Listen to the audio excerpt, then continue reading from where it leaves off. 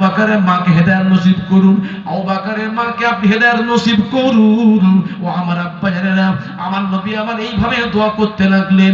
আমার নবীর হাত নামাতে দেরি, আমার নবীর দোয়া আল্লাহর কাছে কবুল হতে দেরি নয়, দেরি নয়। আমার নবী আমার যখনই হাত নামিয়েছেন, আবু বকরের মা আমার নবীর দুটো হাত দুখানা জড়িয়ে ধরে বললেন, ইয়া রাসূলুল্লাহ, ইয়া হাবিবাল্লাহ, হুজুর আপনার পিছনে এতদিন আমি কথা বলেছি, হুজুর গো আমার সন্তান আপনার জন্য কুরবান হয়ে যান, হুজুর গো আমি আপনার জন্য কত না অভিযোগ করেছি, আজকের থেকে আমি সত্য ধর্ম বুঝতে পেরেছি। হুজুর আমি আবু বকরের মা বলতে চাই, আপনি আমার নাপাক হাতটা ধরে আমাকে কলেমা পড়িয়ে মুসলমান করিয়ে দিন।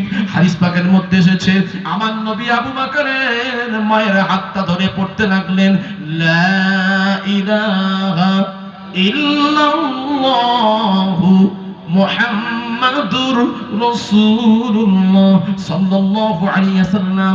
আবু বকরের মা আমার নবীর হাতে হাত রেখে কলেমা পড়ে মুসলমান হয়ে আবু বকরকে নিয়ে বাড়িতে চলে এলেন। জোরে জোরে বলুন সুবহানাল্লাহ।